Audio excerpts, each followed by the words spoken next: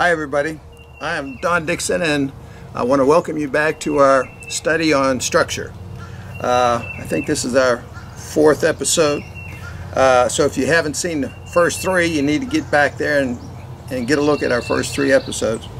We're going to be talking about the 17 different types of structure that exist, and we started in our first 3 sessions with the most common structure, a bar.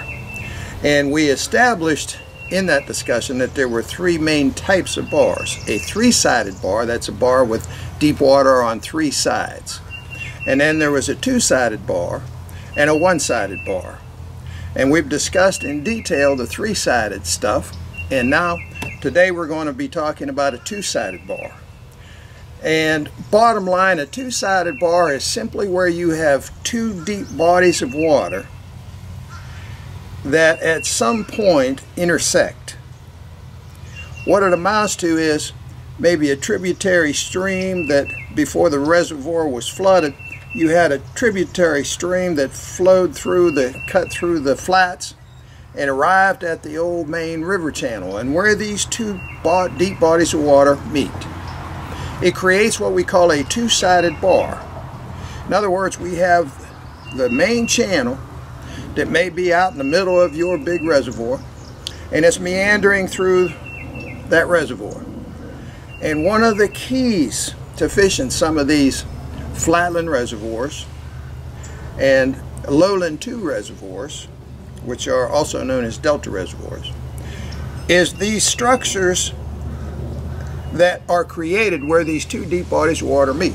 Now if I had a pen or pencil right here, I'd draw it for you, but bottom line, what I'm talking about is if you just could imagine a 90-degree angle situation and turn it up like this. You got a side feeder stream cut, you got the main river channel, and where they meet, it's 2-sided bar. You have deep water in the side feeder stream cut, the old side feeder stream. Then you have deep water in the main channel. But the main channel runs for a distance. It just keeps on meandering through the lake. So it doesn't create this kind of a thing that we talked about with 3-sided. It's just 2-sided. Okay, right at this moment, I've got to make an admission. And in order to do that, I better take my glasses off.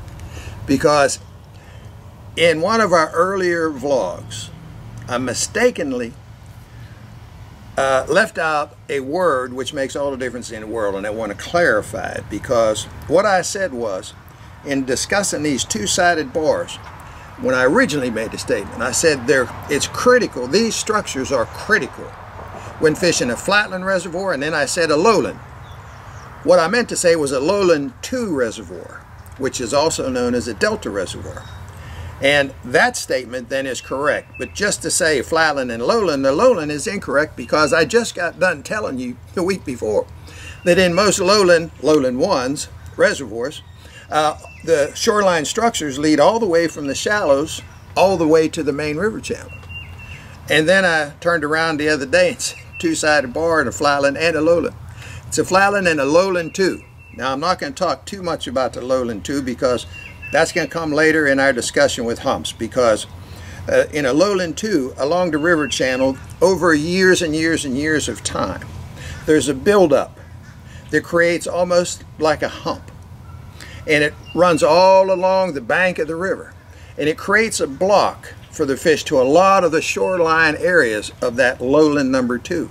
It's more of a flatland feature, even though the reservoir was built in lowland terrain.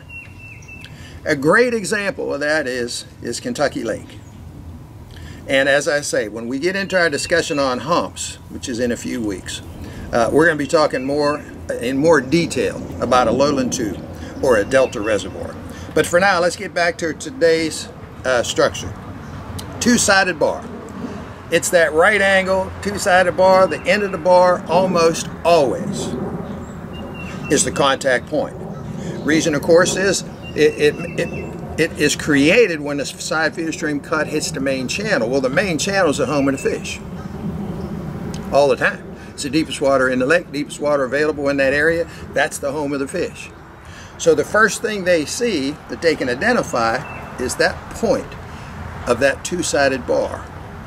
Now, when we talk about fish in these structures, something else comes up. And that is, when the fish become active and move on a daily basis, they don't always stop at the contact point. If the weather and water conditions allow, and it's a good, nice cloudy day, they can move quite a distance, hit the bar and move quite a distance up the break line. And we don't know where that's going to be. Now, in most all cases, when we're talking about a real key to fishing flatland 2 reservoirs, these are reservoirs that are built in completely flatland terrains, where we know that fish won't cross a flat. So in these areas of long expanses of flat terrain, you're not going to have any fish. The fish have to have a way to get from the deep water sanctuary zone to the shallows or towards the shallows, and they will not cross a flat. Keep in mind, a fish is really a dumb creature. He lives by instinct alone. He can't just swim about in a flat area hoping to find some place sometime or another. It doesn't happen. He has to have a route to follow, and this route will be, in this case of a 2-sided bar, will be along the break line or break lines connected to this 2-sided bar. So when you really start thinking in terms of, and this is our second question, easy enough to establish these areas or these spots, but how the heck are we going to fish them? Is it mostly trolling or mostly casting? Well, as I talked in our discussion on 3-sided bars, most of the time it's going to be both. But in this occasion of a 2-sided bar, we really have to do a lot of trolling, not just casting. Now, as I said, we know where the contact point's going to be. So it'll be easy enough to get up on that flat, anchor down the boat, and fan cast the contact point. But what if the weather and water conditions have allowed these fish to move shallower? How are we going to identify just where they are?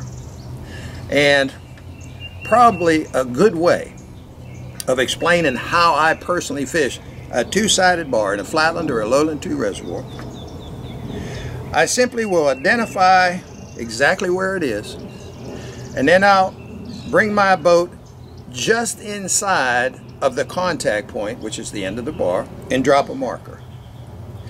And I want the marker far enough away from that point, maybe 25-30 feet, just inside of where I may have to anchor and fan cast.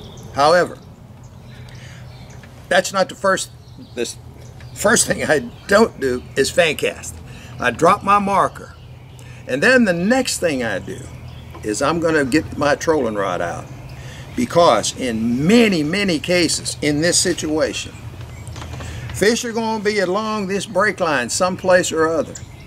And the way that to most effectively fish one of these bars, keep in mind now, most of them you're 3 miles out in one of these flatland reservoirs, you're 2 miles out, you're a mile out, you're out there and it looks like nothing but water, but you're actually fishing this feature. But I don't know exactly where along this feature, so I got to check it. And keeping in mind, a lot of people have asked me about my trolling. We really only troll because in most cases, it's the fastest way of arriving at the fish. Once we arrive at the fish, that's when we want to anchor down our boat and go to fan casting and catch one after another. Once we've identified, here's my fish. And it's not always at the end of that bar. So, I begin by trolling. First pass I make would be a straight line pass across the tip of that bar, past my marker, and continuing on down the break line as it's breaking into the main river channel. I'll continue that pass for maybe 75 yards, sometimes 100 yards at most. And then I'll flip around and I'll reverse that pass back and make sure my lure comes off the end of that bar, and if I don't have a fish, then I'll loop the boat out this way and I'll make my next pass down around the break line, hit the end of the bar. Keep in mind I have a marker out here now. Hit the end of the bar at the break line to the side feeder stream cut, and I'll follow that break line. Now keep in mind that break line, the majority of the time, that's the one that continues to get shallower and shallower and shallower as it heads towards the shoreline. And if the fish are migrating shallower than the end of the bar, in most all cases they're going to be up this break line. Some cases they'll be out on that outer one, there'll be a little wash, or it might be where as you're trolling the main river channel, that all of a sudden that channel may swing in real close to the bank and swing back out. Well, then you have a little something different. It need to be checked. But my first pass would cover that. If I don't have anything, I'm really concentrating on this pass now, up the feeder stream cut. And any time during either one of those trolling passes, I catch a fish, I'm immediately going to swing the boat up on the flat and anchor down and fan cast that spot. Because I'm more than likely I've come on the school of fish. And if I do not catch a fish, after making a one pass down the main channel, back up, reverse, down the side of feeder stream, cut all the way up and no fish, and reverse that pass and go off, and if I don't have a fish, my last stop would be to anchor the boat on my marker, fan cast, checking my slower speeds. Summer months now, we're talking about the bulk of the season. So I got to check that slower speed. I had an example last week of how that was important. Checking that last contact point with the slower speed. Sometimes it's the entire answer. But at any rate, I was thinking back on my career and I thought of a great example of how important just doing exactly what I just suggested can be. Now, a lot of people might think, well, that takes quite a bit of time, 100 yards down that way, back up again, loop the boat 100 yards down this way, reverse, and all of that time. Well, I'm searching for the fish. And keep in mind, that structure, which is sitting maybe a mile or 2 miles out in the lake, or even a half a mile out in the lake, those fish could be anywhere along what's connected to that structure. Remember, we say when fish move, we got to fish all the breaks and the break lines on or connected to the structure. Well, here I was out in Dallas, Texas. There's a lake just outside of Dallas called Tawakoni Reservoir. I shouldn't call it a lake. It's like 200,000 acre reservoir. It's big, it's huge. And we had scheduled an on-the-water school. It was one of those, we had such a successful clinic, there was about 100 guys that wanted to have an on-the-water training. So we scheduled 2 weeks to run a few guys at a time, 2 days each, on Tawakoni Reservoir for on-the-water training. Now, at the time, my best friend and partner, Tommy Forensic, we were out there together. This was back in the early days. This was like 1977, 76, something like that. And we were so gung-ho, you know, we were just anxious to always tell our story and help guys get better. And I was excited about this little first sort of adventure into an on-the-water training. Most of the time was all lecture and classroom kind of stuff. But now we're training on the water, just like Buck trained us. So we scheduled this thing, and it was, I believe it was either the first week of September or the second week of September. It was hot. It was really hot, like Dallas can be at that time of year. If you know anything about Dallas, it's hot. And we go out there to run this course. And I had a good friend who had offered his summer cottage. He called it cottage. It's a big, beautiful home right on the lake. And we headquartered out of there. We had our classroom talks in there. But we also ran out from his dock, is where we met in the morning, and so on and so forth. And when we first arrived, we had to do a little mapping of the lake to find some good areas to train these guys on the water. And of course, one of the main things we were looking for is two-sided bar, because it's such an important feature of a flatland reservoir. So we wanted to find a good one that had good depths and very distinctive break lines that we could train these people so that they'd get the idea. Well, we found this spot. It's probably a half a mile from the cottage. It was pretty close. And it was one of those areas where a side feeder stream cut had come down. We could see it by just looking at the map and looking at the shoreline. We found this spot. So we went out, all the way out into the channel till we found that spot, the two-sided bar. We threw our markers, and we made that first pass, just like I told you before. And it was so hot. I got to back up a minute. It was so hot, it was like 100 degrees. And it was like 7:30 in the morning. It was 100 degrees. And we came from Florida, and we're saying, gee whiz, you know, this is brutal. What's it going to be like at noontime? But at any rate, We're out there 7:30 in the morning, hotter than hot, and we make that first pass down along, like we would normally would do, down along the main channel, flipped around, come back, ran off the bar, no fish. Flipped around and started up this side feeder stream cut. And I'd say we were up there 150 yards. And it was continually getting a little bit shallower. Keep in mind now, we've got all these flats up here, but we're running a break line to the side feeder stream cut. Now the side feeder stream cut at that point had about 45 feet of water, plenty of depth. So we're running this break line, and all of a sudden it started turning out. And I said to my partner, who's in the front of the boat, I said, Tommy, we got a little something going here. We got maybe a finger. I said, that looks pretty good. It'll be a good training spot. And about the time I finished saying that, our lures caught up. Our lures caught up to that spot, and pow! My partner hit a fish right on that little finger. Now it was bright blue. There wasn't a cloud in the sky. And we had found out that it had been over 100 degrees for something like 27 straight days or something, every day, with no rain. So there was no moisture in the sky whatsoever. This is what we call, and we're going to get into this in total detail in future weeks. It was the worst weather condition you could possibly have as far as catching fish. In fact, we only were running lures. We were really looking to find a spot to teach, but we were running lures because that's what we do. We're running lures while we're doing our mapping. And he hit this fish. Now, the fish was 4.5 pounds, a schooling size, beautiful bass. So we immediately, as we normally would do, jumped up on that finger, up on the flat, anchored down, and threw some fan casts. And we caught about 4 or 5 fish right in a row. Bang, bang, bang, bang. It's 8 o'clock in the morning because we looked at our watch. And after the 4th or 5th fish, whatever it was, we quit fishing. I said, man, how terrific is this?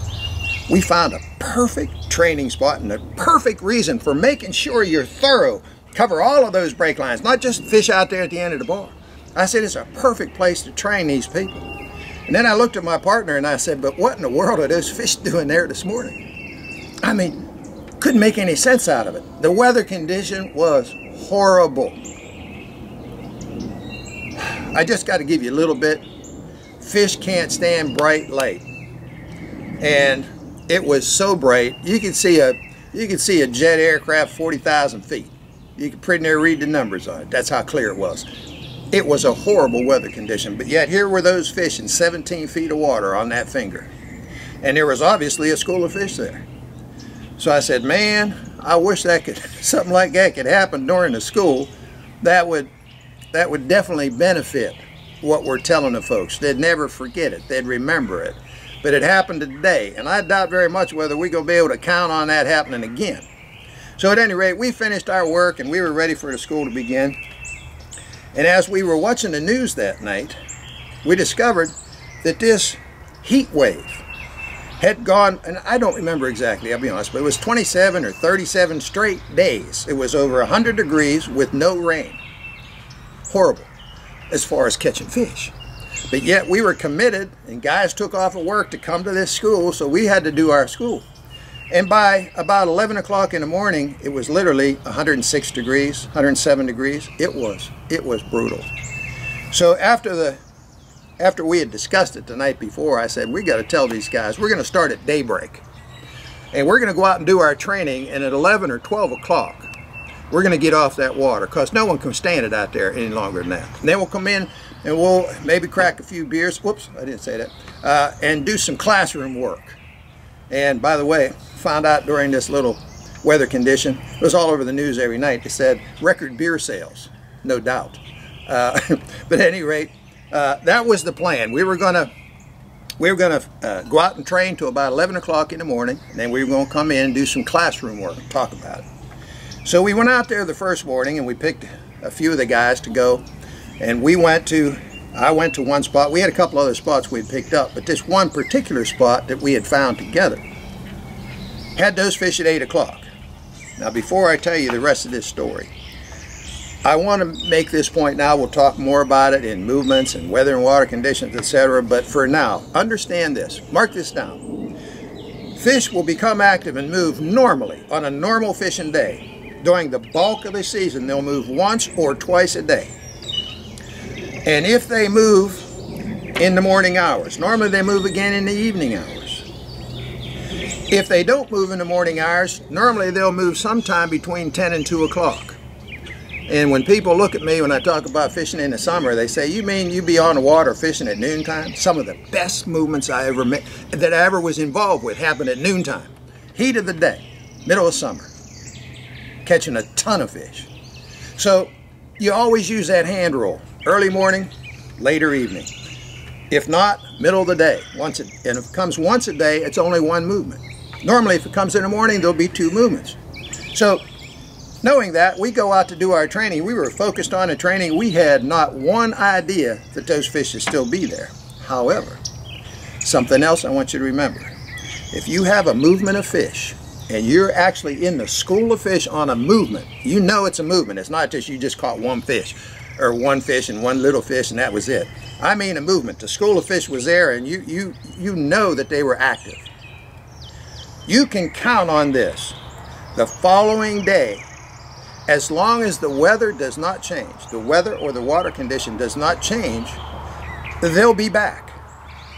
They'll be there at the same time they were the first day. Now, that's a hand rule that we've been living with since I got involved with Buck in 1970.